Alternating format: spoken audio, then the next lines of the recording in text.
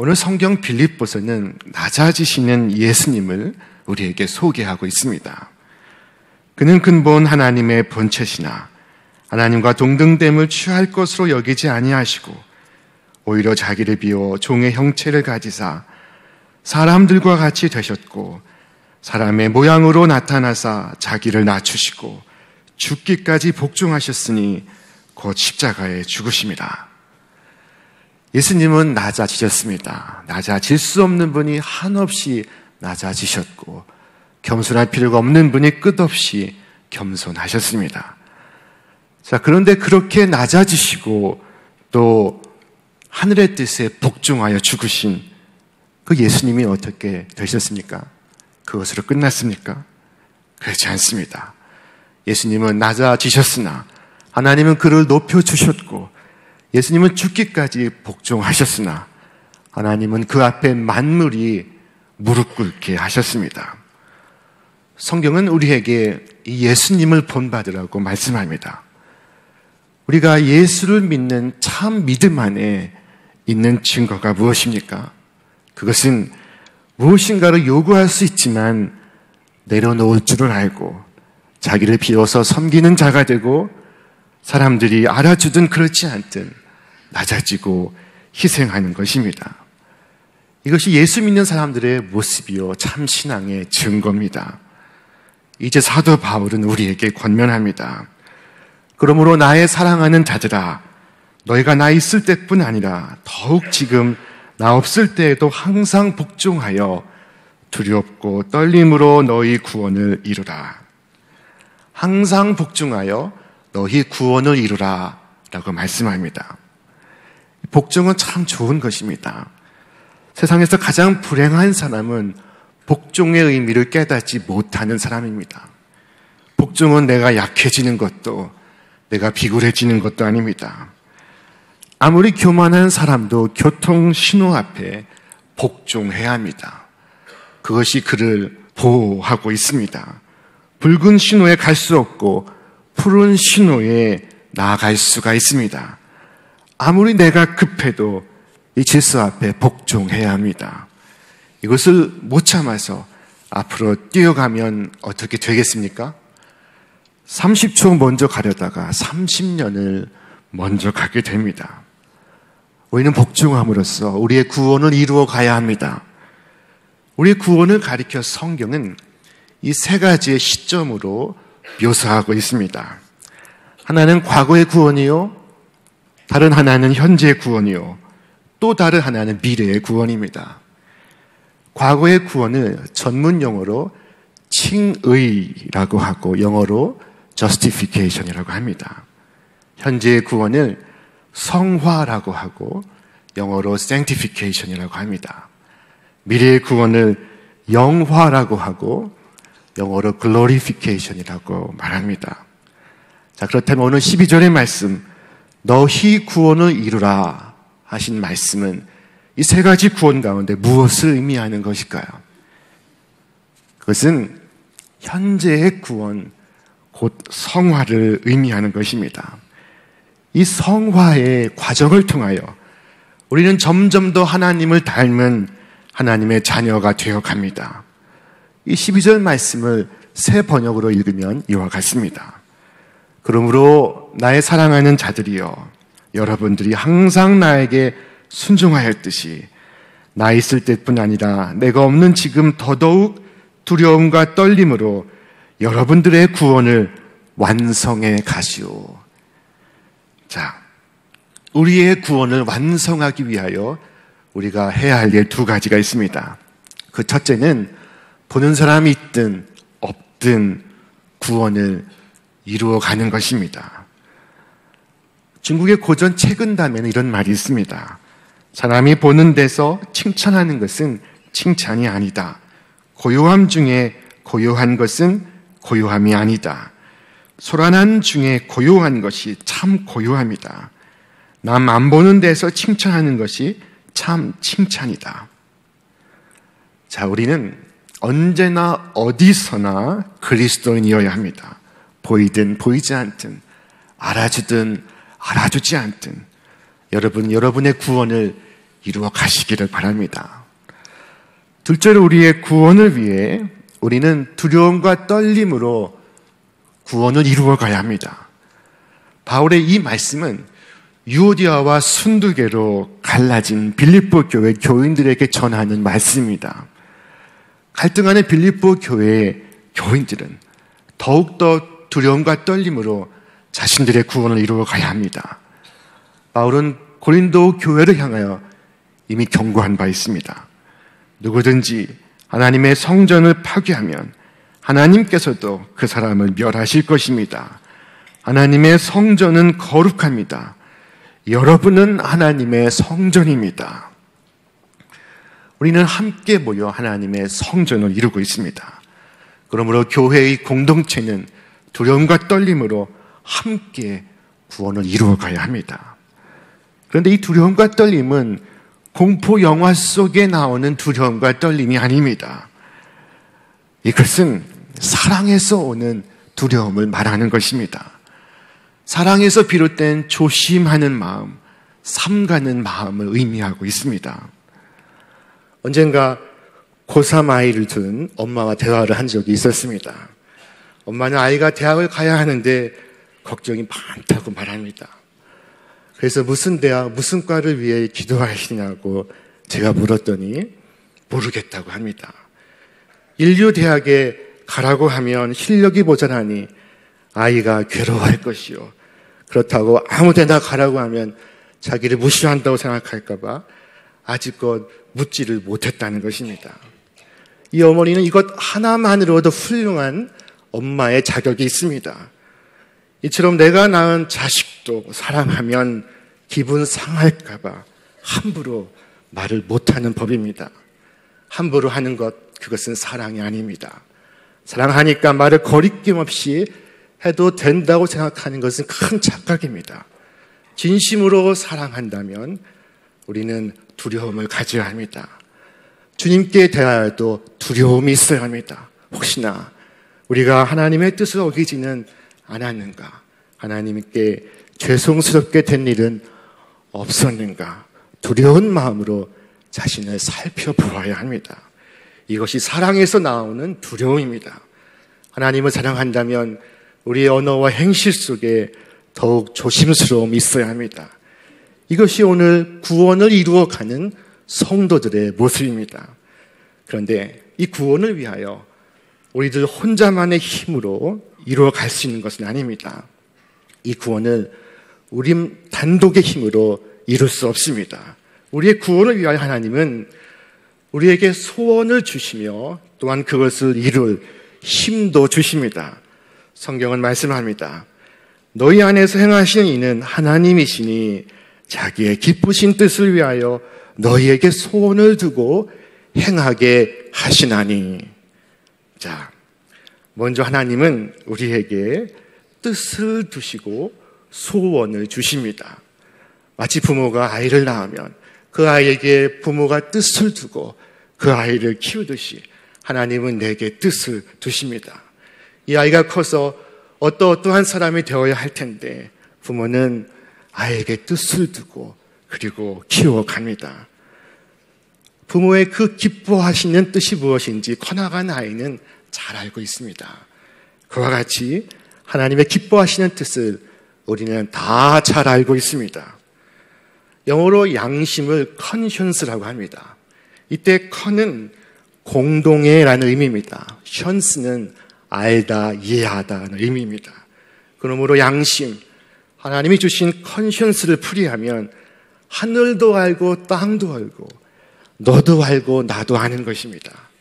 하나님의 뜻은 먼데 있지 않습니다. 저 하늘 위에 있는 것도 아니요, 저 바다 건너편에 있는 것도 아닙니다. 그것은 우리의 마음에 있습니다. 모세가 이스라엘 백성들에게 일렀습니다. 오직 그 말씀이 네게 매우 가까워서 네 입에 있으며 네 마음에 있은즉 네가 이를 행할 수 있느니라.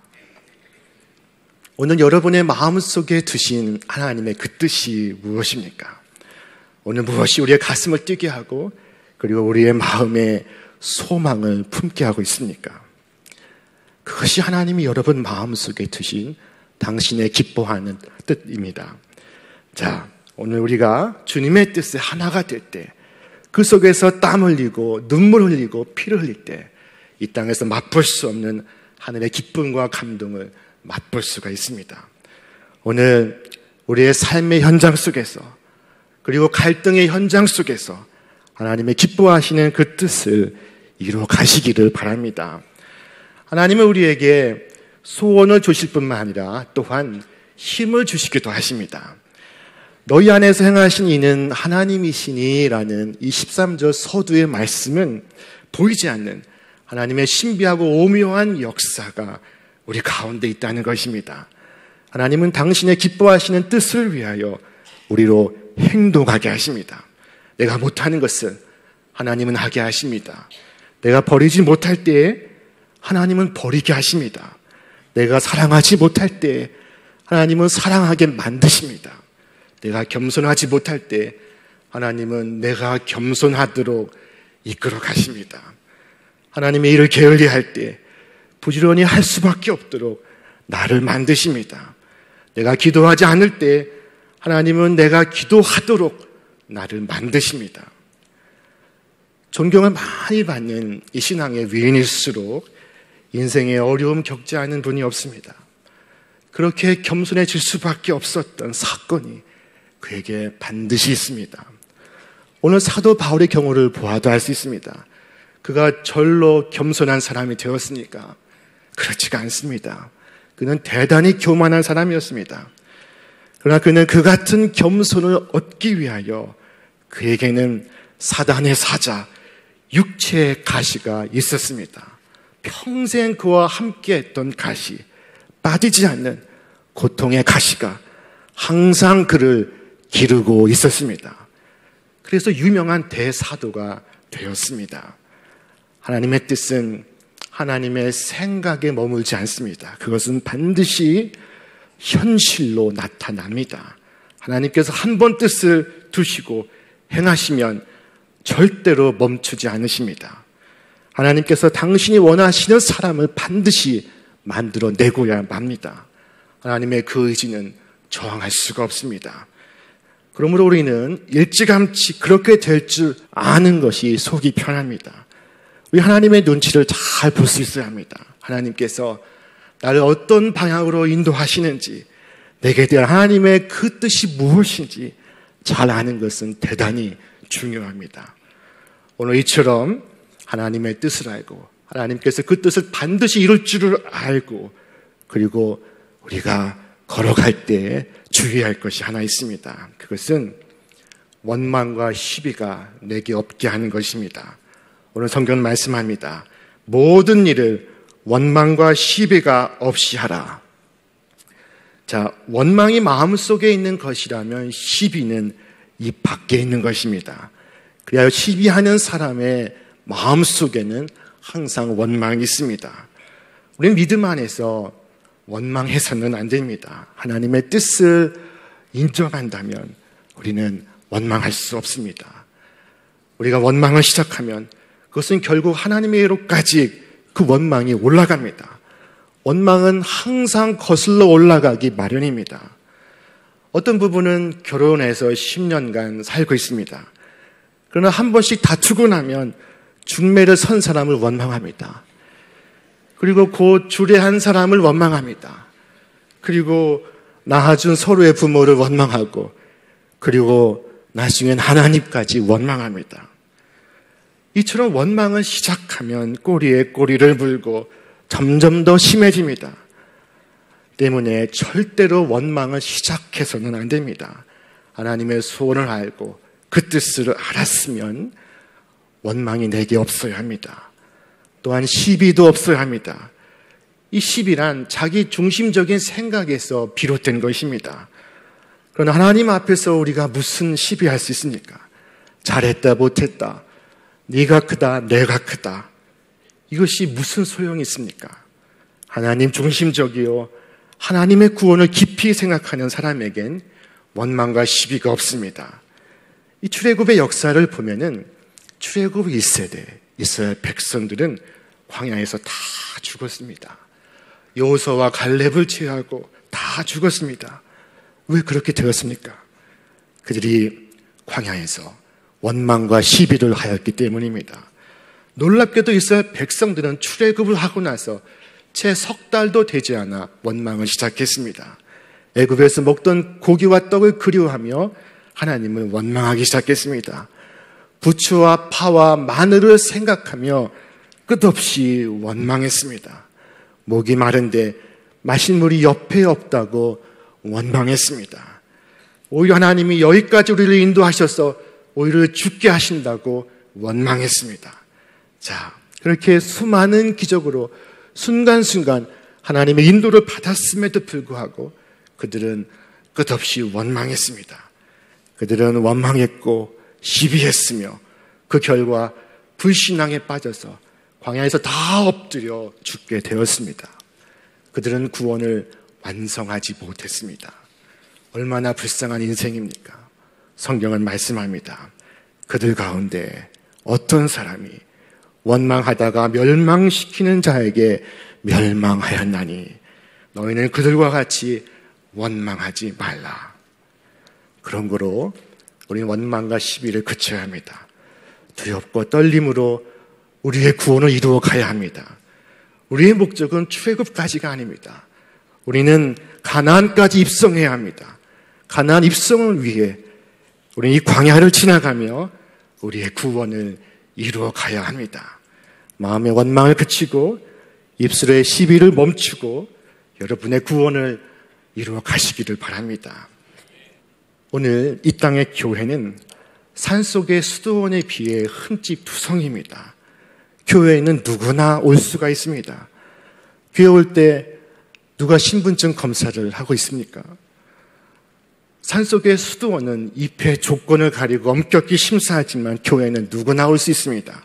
허물투성이, 세상에서 실패한 사람, 상심한 사람, 자격 없는 사람, 마음이 망가진 사람, 분노로 가득 찬 사람, 사람에게 실망하고 상처받은 사람, 온갖 사람들이 있는 모습 그대로 들어옵니다. 이때 우리는 그들 곁에 서서 마음을 담아서 감사합니다. 당신이 내 옆에 있어서 너무 고맙고 위로가 됩니다. 하는 따뜻한 말 한마디 전할 수 있기를 바랍니다. 우리 각자는 불완전하며 너무나 많은 한계를 안고 있습니다. 그럼에도 원망과 시비를 그치는 것은 모든 문제 가운데 하나님께서 일하시고 계심을 우리가 믿기 때문입니다. 하나님의 뜻을 기대하는 것이요, 하나님의 때를 기다리는 것입니다. 이것이 하나님의 의를 이루는 것이요, 우리의 구원을 이루는 것입니다. 아직은 우리의 모습이 연약하고 부족하지만 소망을 갖고 마침내 하나님께서 우리를 인도하실 저 가나안 영화의 자리에까지 우리를 인도하시는 그 순간까지 날마다 우리에게 주어진 성화의 길을 묵묵히 걸어가시는 저와 여러분 되시기를 바랍니다. 이 성화는 결코 쉬운 과정이 아닙니다. 그러나 하나님의 구원은 인내하는 사람을 통해 이루어질 수 있습니다. 미국의 디트로이트에 가면은 에디슨 박물관이 있습니다. 그곳에는 에디슨이 발명한 온갖 발명품들이 전시되어 있습니다. 축음기가 있고 전구가 있습니다. 에디슨은 이 전구 하나를 만들기 위해 무려 6,000번의 실험을 했습니다. 에디슨의 발명은 인내의 산물이었습니다. 오늘 우리의 성화 역시 인내의 산물입니다. 지금 화가 날 상황이지만 참고 인내해야 합니다. 그때 성경은 말씀합니다. 그리하면 여러분은 세상에서 별과 같이 빛날 것입니다. 이것이 오늘 말씀의 결론입니다. 사도 바울은 성화의 길을 걸어가는 그 성도가 세상에서 별과 같이 빛날 것이라고 말씀하고 있습니다. 저 밤하늘의 별은 말없어도 세상의 길을 환하게 비추어 줍니다. 어두운 사람의 마음에 밝은 지혜를 줍니다. 우리가 잘 아는 그리스의 이야기 가운데 한 대목입니다. 어느 날 장님 한 사람이 등불을 켜고 밤길을 걸어가고 있었습니다.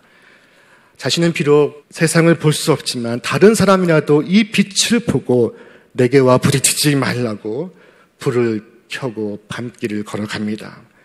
그런데 한참 가다가 어떤 사람과 딱 하고 부딪히게 되었습니다. 이 장님은 화가 났습니다. 여보시오, 당신은 눈도 없소. 나는 소경이라 앞을 못 보지만 당신은 이 등불도 보지 못합니까? 그때 부딪힌 사람이 하는 말이 이것입니다. 당신의 등불은 이미 꺼진 지가 오래됐습니다. 오늘 내가 등을 들고 서 있지만 나의 불이 꺼진 줄 모르고 들고 다닙니다. 꺼진 것을 모르고 사니까 이 세상이 어두워져 가는 것입니다. 꺼진 불로 인하여 세상이 어두워졌습니다. 우리는 세상의 빛으로 등장해야 합니다. 직장에서든 가정에서든 별과 같이 빛나는 존재가 우리 성도들입니다. 우리 그리스도인이 직장에 들어가면 직장이 환해지고 가정에 들어서면 가정이 환해져야 합니다. 꺼진 등불을 들고 다니는 어리석은 사람 되지 않기를 주님의 이름으로 축원합니다. 바울은 아그리빠 왕과 그의 왕비와 또한 베스도 총독 앞에서 자신의 구원을 이렇게 설명했습니다. 내가 대답하되 주님 누구시니까? 주께서 이르시되 나는 네가 박해하는 예수라. 내가 너를 구원하여 그들에게 보내어 그 눈을 뜨게 하여 어둠에서 빛으로 사탄의 권세에서 하나님께로 돌아오게 하고 죄 사함과 나를 믿어 거룩하게 된 무리 가운데서 기업을 얻게 하리라 하더이다. 지금 바울 앞에 서 있는 사람들은 온갖 조명을 받고 있는 세상의 화려한 왕과 왕비와 총독입니다. 반면에 바울은 지하의 감옥에 갇혀 있는 죄수입니다. 그러나 바울은 오히려 말하기를 그들이 어둠 속에 있고 그리고 자신이 빛 가운데 있다고 말씀합니다. 오늘 성경은 우리에게 말씀합니다. 우리 함께 읽겠습니다. 그러나 너희는 택하신 족속이요 왕 같은 제사장들이요 거룩한 나라요 그의 소유가 된 백성이니 이는 너희를 어두운 데서 불러내어 그의 기이한 빛에 들어가게 하신 이의 아름다운 덕을 선포하게 하려 하심이라. 여러분, 세상의 빛입니다. 주님은 친히 우리에게 말씀하셨습니다. 우리 한 번 더 말씀 같이 읽겠습니다. 너희는 세상의 빛이라. 산 위에 있는 동네가 숨겨지지 못할 것이요 사람이 등불을 켜서 말 아래에 두지 아니하고 등경 위에 두나니 이러므로 지기반 모든 사람에게 비치느니라. 오늘 우리는 세상의 빛이라는 자각이 있어야 합니다. 하나님께서 허락하신 삶의 자리에서 빛이 되신 주님을 가리키는 빛이 되시기를 바랍니다. 삶이 어둠 속에 있으면서도 미처 어둠을 모르는 사람들에게 그리고 어디로 가야 할지 몰라 헤매는 이들에게 바른 길을 비추어주는 빛이 되시기를 바랍니다. 여러분을 통하여 세상은 소망을 발견하고 우리의 교회에는 하늘의 자랑이 더욱 풍성하게 되기를 주님의 이름으로 축원합니다.